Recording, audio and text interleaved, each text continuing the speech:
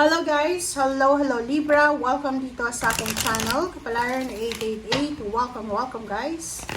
Alamin natin kung anong messages, vibration, gabay, energy para sa inyong lahat, Libra. This is general reading, so pwede kang makaresonate. Please connect your intuition guys sa lahat ng baraha na lumalabas dito sa aking reading. Oh, same energy siya ng Capricorn. Kumuha pa nga tayo ng isa. OMG. Nako, nakakaloka dito. OMG guys. Okay. Mag-iingat ka Libra sa linggong ito. You need to be very careful sa linggong ito, sa loob ng trabaho. Okay? Sa mga Libra na first week nyo yung linggong ito, like for example, nag-apply kayo ng trabaho, and mag-iingat ka sa pinipirmahan mo na kontrata. Because maybe yung work na nakalagay dyan, 'di ba, yung description ng trabaho mo, ay hindi yan yung talagang totoong trabaho na gagawin mo. Maybe sinasabi dyan na hindi siya masyadong mabigat, pero pagdating mo doon, sobrang bigat na. Toil and labor siya, yung parang alipin ka. Okay? Mag-iingat ka Libra sa loob ng trabaho, sa loob ng company, mapa-private man yan, government companies, or hindi companies, agencies.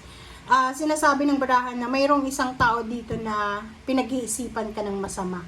Napaka-fake ng taong yan. Kumbaga, meron siya na pinaplano na masama laban sa'yo.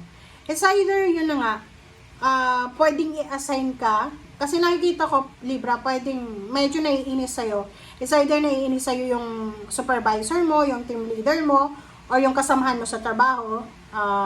And posibleng i-assign ka sa mas mahirap na trabaho. Nakikita ko rin sa'yo dito love life.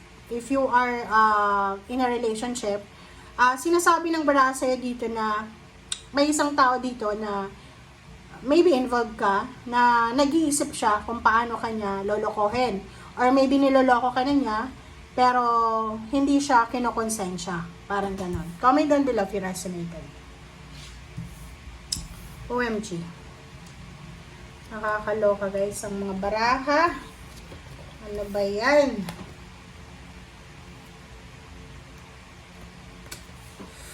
Okay. Ang dami talagang fake ngayon, no? Sobrang pasama na yung mundo. Okay, tingnan natin sa second deck, Libra.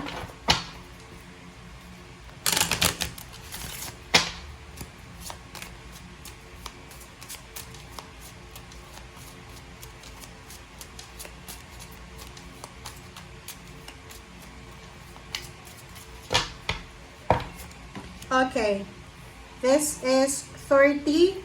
This is celebration, wedding anniversaries, birthday celebration, or kung ano man siya. So, yun. Mag-iingat kayo, Libra, kung halimbawa may nag-offer sa inyo ng kasal, or any partnership or collaboration. Mag-iingat ka kasi pwedeng fake yan, pwedeng hindi naman yan totoo, or pwedeng ano yan niloloko ka lang, patibong lang siya. Okay? So, kailangan nyo mag-iingat, Libra. At yung ibang Libra dito, possible na sa linggong ito ay sila ay magse-celebrate ng kanilang wedding anniversaries, monthsaries, or kung naman na birthday celebrations ng family. Okay. Okay, first card mo dito is accelerated motion. Same with the Capricorn. Hope. And third eye chakra.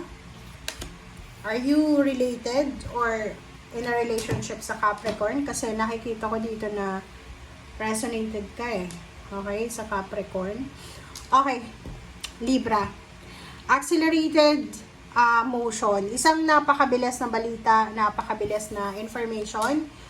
Communication ang posibleng darating sa'yo or ibibigay sa'yo ng universe. And this one is all about money. All about job, money, career, financial.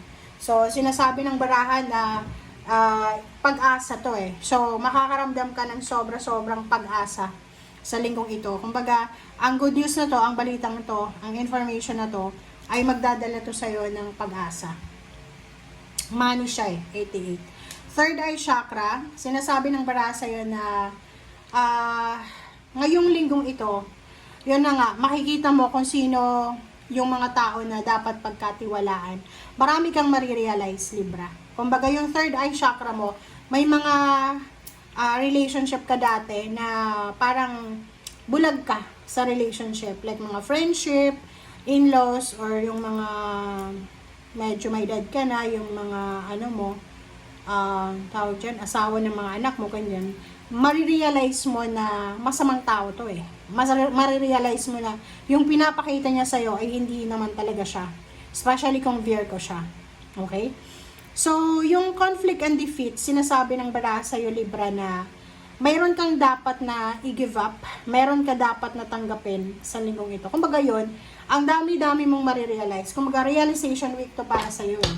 Yung parang magmumuni-muni ka, and mararamdaman mo na, nagkamali ako ng judgment Masyado kong minahal, masyado kong pinagkatiwalaan, pero masama palang tao. Parang ganun. Okay? So, yun. Normal yun. Pag may mga nangyayari sa buhay natin, magsisisi tayo, but we need to move on. Okay, 5 of Wands, accelerated motion. Mag-iingat tayo kasi, Libra, possible na ikaw ay ma-involve sa mga away, gulo, kompetisyon. Yun nga, may fake test dito eh. So, maybe napapaligiran ka ng mga taong hindi naman concerned sa'yo. Akala mo concerned sila sa'yo, pero sa totoong buhay, wala silang pakialam sa'yo. So, dito sinasabi, mag-iingat ka. Hope. If you're single, looking for a relationship, or maybe may relationship ka, pero feeling mo wala nang nangyayari, wala nang fire sa relationship, sinasabi na may pag-asa pa. So, wag mong i-give up.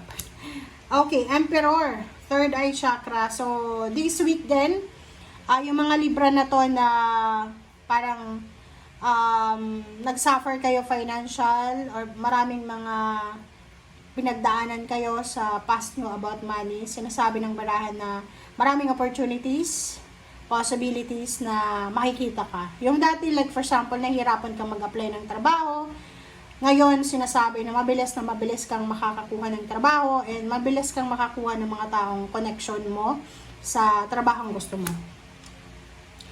Page of Wands, sinasabi ng barahan na may kailangan kang i-give up, may kailangan kang tapusin ngayon mismong linggong ito, para sa August 2025. Kumbaga, meron kang dapat na iwanan ngayong July sa pagpasok ng August. So, yung weekly tarot natin is until August 3. So, sinasabi ng baraha, Monday, Tuesday, Wednesday. Wait lang. 28, 29, 30, 31. Okay. So, until Thursday, Monday to Thursday, kailangan mong i-give up, kailangan mo nang wag dalhin kung ano man yung problema mo sa July, okay, sa August. Pag sapit ng August 1, kalimutan mo na yung July, okay, kung anong nangyari sa July, okay? Thank you guys, bye!